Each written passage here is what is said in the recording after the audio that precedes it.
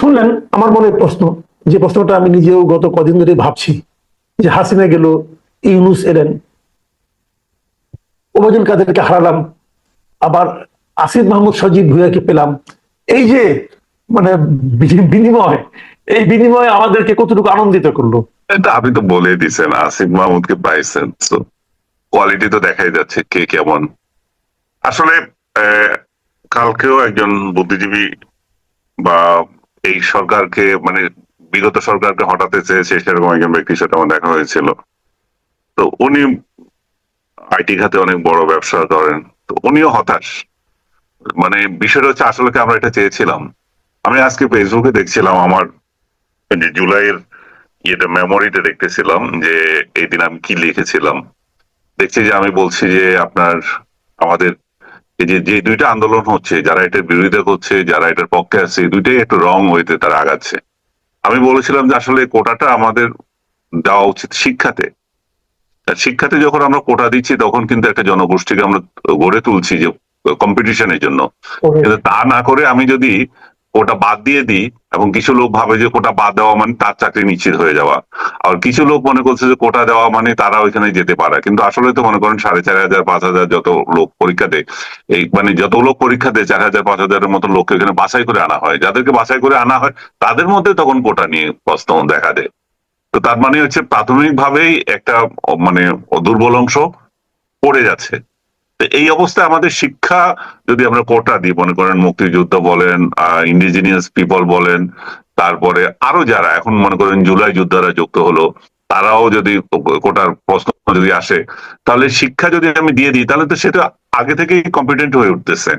এবং আরেকটা বিষয় হচ্ছে যে গ্রামে গঞ্জে, বিশেষ করে আমি আরেকটা কলেজের কথা বলবো, ঢাকায় দেখেন নটরডেম কলেজ, ওইখানে যে শিক্ষা কোটা আছে কত সুন্দরভাবে অ্যাপ্লাই হচ্ছে। সেখানে মুক্তিযুদ্ধ কোটা, উপজাতি কোটা, তারপরে আপনার গ্রামের কোটা, শহরের কোটা, সব খ্রিস্টান কোটা, সবগুলো মিলাই এমন একটা সোসাইটি তারা করছে এবং এমন ভাবে শিক্ষা দিচ্ছে কেউ কিন্তু বঞ্চিত হচ্ছে না, এবং ওখান থেকে ব্রিলিয়ান্ট ব্রিলিয়ান্ট ছেলেপেলে বের হচ্ছে। তো আমাদের কারো মাথাতে এটা নাই, আমাদের মানে কর্তা ব্যক্তিরা শুধু কোটা কোটা করছেন, কোটা বাদ দেওয়া কোটা রাখা এগুলাতেই ছিলেন। শেখ হাসিনার আমল এখনো তাই। কিন্তু যদি সত্যিকার অর্থে আমরা যদি মানুষের উপকার করতে চাই, তাহলে কোটা তো শিক্ষাতে দেওয়া উচিত যাতে করে ওর ছেলে মেয়ে বড় হতে পারে। আর একটা হচ্ছে আপনি সহযোগিতা করবেন, সেটা সহযোগিতা আপনি জুলাই যোদ্ধা বা মুক্তিযোদ্ধা যাদেরকে দেন সেটাও আপনি আপনার বাছাই করে আপনি এককালীন বা যেভাবে হোক দেন। কিন্তু আমরা যেগুলো দেখছি সেগুলো হচ্ছে যে এই যে এই জায়গায় জোর দেওয়াতে, মানে থোককে যোগ দেওয়াতে, আপনার শিক্ষাতে বাদ দেওয়াতে যেটা হয়েছে সেটা হচ্ছে যে মানে প্রতারণা বেড়ে গেছে। এখন জুলাই আহত বেড়ে গেছে, জুলাই যুদ্ধ বেড়ে গেছে, ঠিক মুক্তিযুদ্ধের নিয়ে যেগুলো করেছিল সেগুলা, কিন্তু মুক্তিযোদ্ধাদের 54 বছর যেটা হয়েছিল আর এখানে যে গত 1 বছরে আমরা যেটা দেখছি, মানে এটা কলঙ্কিত অধ্যায়।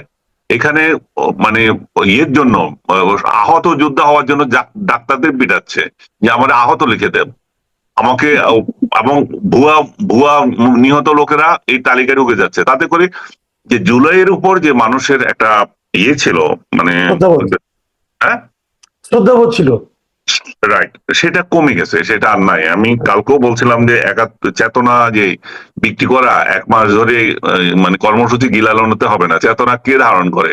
চেতনা তো হাওয়ায় ভাসতেছে না, আকাশে উড়ে না, এগুলো তো মানুষ ধারণ করে। আমি দেখবো যে আওয়ামী লীগ খারাপ কি ভালো, আজকে আওয়ামী লীগের নিয়ে সমালোচনা হচ্ছে, কেন খারাপ? কারণ হচ্ছে তাদের লোকগুলো খারাপ কাজ করেছে তাই বলে আপনি খারাপ বলতেছেন।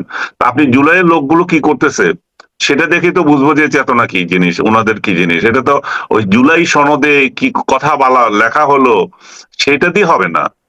জুলাই সনদ দিয়ে মানুষ জুলাইকে চিনবে না, চিনবে এই নাহিদদের দিয়ে, হাসনাদদের দিয়ে, সার্জিসদের দিয়ে, কিংবা আপনি যে লোকের কথা উচ্চারণ করলেন তার দুর্নীতির চেহারা, তার নিজের চেহারা দেখে, এগুলোকে দেখে বুঝবে যে জুলাই কোথায় গেছে।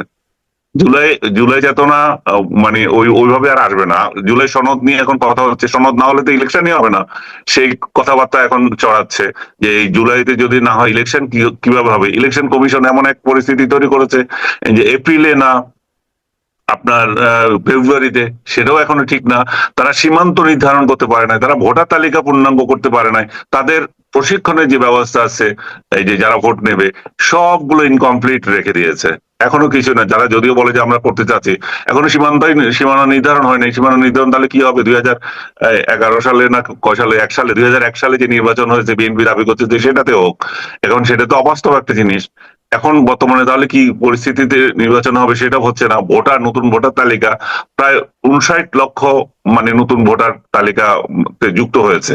আবার তারা চাচ্ছে যে প্রায় 42 লক্ষ নতুন ভোটারকে এখানে ইনক্লুড করবে। তাদের একটা টার্গেট হচ্ছে ইয়াংদের যাতে এখানে ইনক্লুড করতে পারে, এবং তাদের এটাও মানে সুপ্ত চিন্তা, ইয়াংদের টার্গেট করলে এনসিপি বা অন্য যারা, তাদের বোধহয় খুব লাভ হয়ে যাবে। যাই হোক, তো সার্বিক পরিস্থিতিতে আমরা যদি দেখি, তাহলে দেখি যে এই জুলাই সনদ নিয়ে এটা আবার এই যে নির্বাচন আবার ঝুলাই থাকবে, যে নির্বাচন ঝুলে থাকবে জুলাই সনদ নিয়ে। এবং জুলাই সনদ নিয়ে কি হবে সেটা তো একটা বললাম, যে জুলাই আসলে আমরা সনদ দিয়ে কাজ হবে না।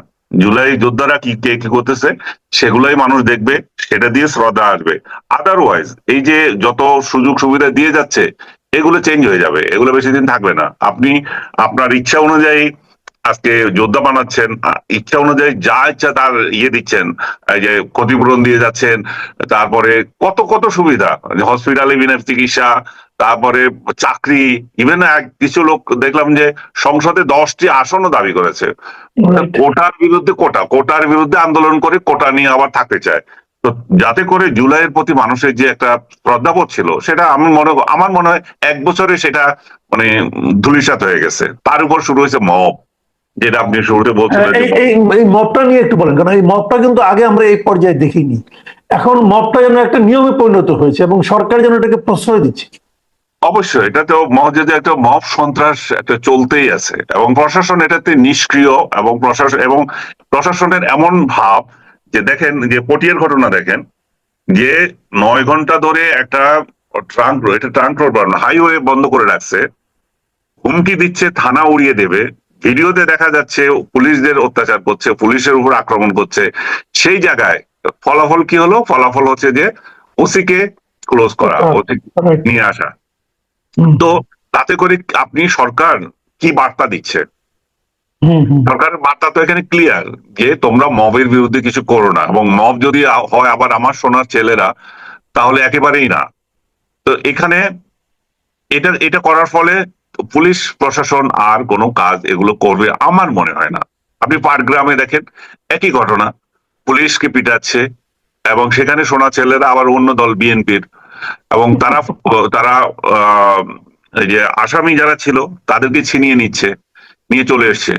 তো এই যে এই জিনিসগুলো যখন চলতে থাকে, তখন স্পষ্ট বোঝা যায় যে এই যে স্বরাষ্ট্রমন্ত্রী যে বড় বড় কথা বলে মব সন্ত্রাস আমরা কমাচ্ছি, ডক্টর ইউনূস যেখানে বলেন যে আমাদের মব সহ্য করতে হবে, সহ্য করব না, এই জাতীয় কথাগুলো সবই বুলি হয়ে দাঁড়ায়।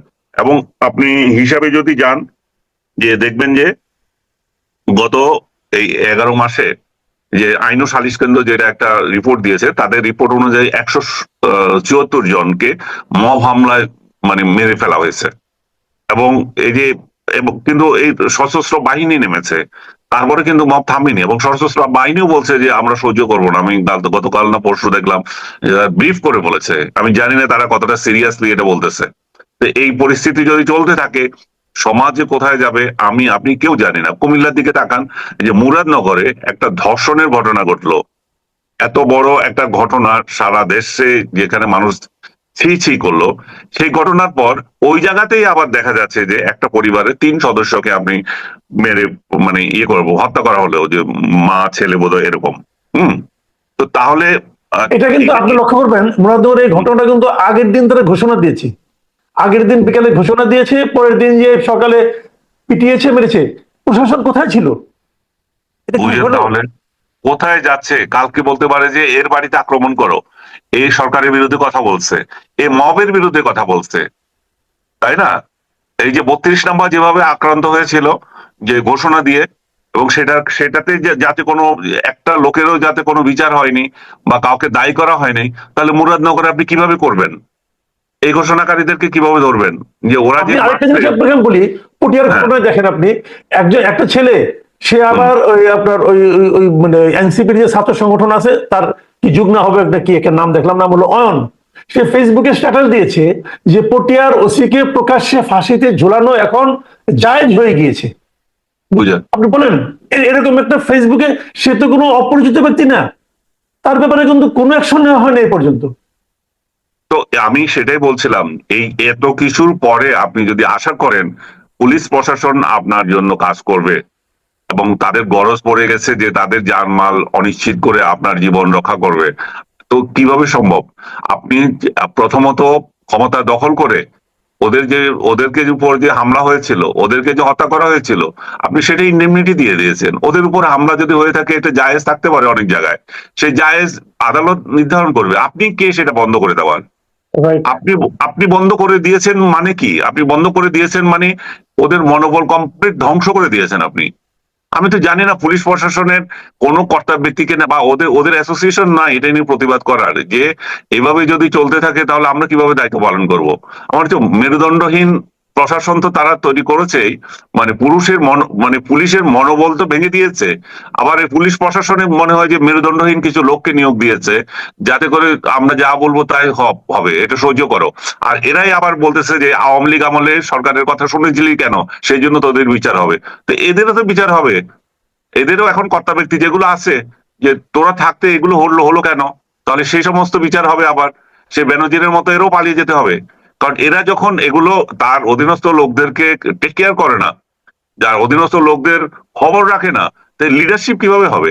এগুলো তো লিডারশিপ না। এবং এগুলো তো এখন বলবে যে আপনারা কি উস্কানি দিচ্ছেন? না রে ভাই, আমাদের উস্কানির কি দরকার আছে? আমরা চাই সমাজের স্থিতিশীলতা আসুক। আপনারা যেভাবে আছেন আপনারা আপনাদের কাজটা করতে পারেন। আপনারা যদি আপনাদের কাজটা না করতে পারেন, আমরা তো অনিরাপদ বোধ করব। আমরা কার কাছে যাব? যে আমি যে বলবো যে এই ঘটনাটা ঘটছে, আমার এটা ঘটছে, ওর এটা ঘটছে, আপনি একটু দেখেন। তা আপনারই তো মেরুদণ্ড নয়, আপনি কোথায় দেখবেন? আপনারই তো প্রাণের ভিক্ষা চাইতে হচ্ছে যে বৈষম্য বিরোধী বা আদার্স এর কাছে। আপনাকে প্রকাশ্যে হুমকি দিচ্ছে, সেটা আপনি কোনো অ্যাকশন নিতে পারছেন না। তো এই আচ্ছা, একটা কথা পরিস্থিতি বলেন আপনি, একটা কথা আপনাকে আমি বলি, যে পুলিশের যে এই যে বর্তমানে যে মনোবলের যে অবস্থা, এবং এটা আগামীতে এই ধরনের আরো কয়েকটা মব ঘটলে যে পর্যায়ে নামবে, আগামীতে আপনাকে যখন নির্বাচন আপনি করবেন, তখন তো পুলিশের উপরে নির্ভর করতে হবে। তাহলে সেই নির্বাচনটা কি হবে? নির্বাচনটা হবে না তো, নির্বাচন না হওয়ার জন্য এগুলো হচ্ছে। নির্বাচন যাতে যথাসময় না হয় সেই জন্য ইলেকশন কমিশনের কোনো প্রস্তুতি নাই। জুলাই আহ, বাহানা এনেছে, তারপরে আপনার এই পুলিশকে প্রশাসনকে নিষ্ক্রিয় করে রেখেছে। পুলিশ প্রশাসন যদি সক্রিয় না হয়, তাদের যদি সক্ষমতা না থাকে যে মব নিয়ন্ত্রণের, তাহলে নির্বাচন কিভাবে হবে? এই অরাজকতার মধ্যেই চলতে হবে। এই অরাজকতার মধ্যে আরো কিছু বুদ্ধিজীবী আছে এখন উস্কানি দিচ্ছে কিভাবে এটা ইলেকশন এবং এই পদ্ধতিটা আবার চেঞ্জ করার জন্য। সেই প্রসঙ্গে আমি যাব না এখন, কারণ সেটা আবার দীর্ঘ হয়ে যাবে। কিন্তু এটা মনে রাখতে হবে যে আপনি নিজে খেয়াল রাখেন যে সরকারের মধ্যে থাকা, সরকারের গুণগান গাওয়া, সরকারের খাওয়া কিছু বুদ্ধিজীবী নেমেছে আবার, যে কিভাবে এটাকে অস্থিতিশীল করে আরো দীর্ঘায়িত করা যায় ডক্টর ইউনূসের শাসনকে। তার মানে আলটিমেটলি যা কিছু হচ্ছে, এটাতে 1 বছর পরে এসে আমরা কি খুব বেশি আশাবাদী তাহলে হতে পারছি না? আশাবাদী হওয়ার মতো ঘটনাটা এখনো ঘটে নাই, কিছু দেন নাই। আপনি বলেন আইনের শাসনে বলেন, আইন পরিবর্তন সংস্কারে বলেন, বা আদালতের সংস্কার বলেন, সমাজের বড় ধরনের কোনো সংস্কার বলেন, শাসনতন্ত্রে বড় ধরনের কোনো পরিবর্তন বলেন, কোনো কিন্তু এখনো সিগনিফিকেন্ট কিছুই হয়নি। খালি দুইবারের প্রধানমন্ত্রী হতে পারবে না, দুইবারের বেশি, এতে কার কি আসে যায় রে ভাই? এমনি তো রাজতন্ত্র চলতেছে, যে আসে তারাই খাবে। আমার কি আসে যায় 2বার হলো আর কি 4বার হলো? আমার ভোটাধিকারই তো নাই। এতদিন ধরে গান গেয়েছেন যে আওয়ামী লীগ ভোট দিতে দেয় না, হ্যাঁ, 15 বছর ধরে ভোট দিতে পারে নাই। আর কোথায় ছিলাম এই কাহিনী শুনতেছিলাম। আপনাকে শুরুতে বললাম কোথায় ছিলাম, যেগুলা বলে 16 বছর 17 বছর কোথায় ছিলেন, ওই সমস্ত ডট ডটদেরকে এটা পড়তে বলবে যে কোথায় ছিলাম, এবং 4 তারিখ আমি কি লিখেছিলাম, তোরা কি লিখেছিলে সেগুলো একটু ফেসবুকে দেয় এখন মানুষ জানো, যে কোথায় ছিলি তোরা। তোরা তো গর্তে লুকিয়েছিলি, বারবার বলছি, তোরা গর্তে লুকিয়েছিলি শেখ হাসিনার ভয়ে। তোরা নিজেরাই কিছু বলিস না, আবার অন্যের প্রশ্ন করে কোথায় ছিলেন। আবার অন্যদের নিরপেক্ষতা নিয়ে প্রশ্ন দিলে খুব মজার ব্যাপার। আমি আপনাকে বোধহয় আগেও বলেছি, ডক্টর ইউনূসের প্রেস কনফারেন্স আমি দেখতে চাই মেরুদণ্ড আলা সাংবাদিকদের। উনি কেন একটা প্রেস কনফারেন্স করছেন না, আমাকে আপনাকে আরো কয়েকজন সাংবাদিককে যাতে উনি দাওয়াত দেন, আমরা একটু দেখতে চাই। সেই জায়গায় প্রশ্ন করবো না, আমরা শুধু দেখবো। আগে যেমন তৈলাঞ্জলি দিয়ে যেত, সেরকম আমরা ওইখানে যেতাম। আমরা কৃষ্ণ লোককে গেছি ওইখানে, আমি সর্বসাকল্যে হয়তো 7 দিন গেছি। আমি মনে হয় না 7 দিনের বেশি গেছি পুরো শেখ হাসিনার পুরো 16 বছরে। তো আমি সেখানে যেমন দেখেছি, তো এখনো যাই একটু দেখবো যে তেলাঞ্জলি কে কেমন দেয়, কার কত মেরুদণ্ড আছে। কারণ শেখ হাসিনার যে সাংবাদিক গুলো ছিল, এগুলো স্বৈরাচারের দোষরটা তো এখন নাই। তাহলে বাকিরা যারা আছে, ডক্টর ইউনূস এবং দেশের জন্য মানে ইয়ে একটা এফেক্ট, সেই সাংবাদিকদের কোশ্চেন একটু দেখতে চাচ্ছিলাম। ডক্টর ইউনূস আমাদেরকে পুরো 1 বছর এটা থেকে বঞ্চিত করছে, জাতিকে বঞ্চিত করছে। আমি মনে হচ্ছে আমি ব্যক্তিগতভাবে এটা দিয়ে সবচেয়ে বেশি বঞ্চিত। এটা এটা এটা যদি হতো, আমার একটা দেখার জিনিস ছিল আর কি। জি, অনেক ধন্যবাদ, অনেক ধন্যবাদ জনাব আনিস আলমগীর। প্রিয় দর্শক, আপনারা শুনলেন যে 1 বছর আগে কোথায় ছিলাম, 1 বছর পরে কোথায় এলাম, কি পেলাম কি পেলাম না, আগামী দিনে কি পেতে যাচ্ছি, এসব নিয়ে জনাব আনিস আলমগীরের সরাসরি এবং ইঙ্গিতপূর্ণ কিছু কথা। আশা করি আপনাদের ভালো লেগেছে। আগামীতে আবার কথা হবে। ভালো থাকবেন।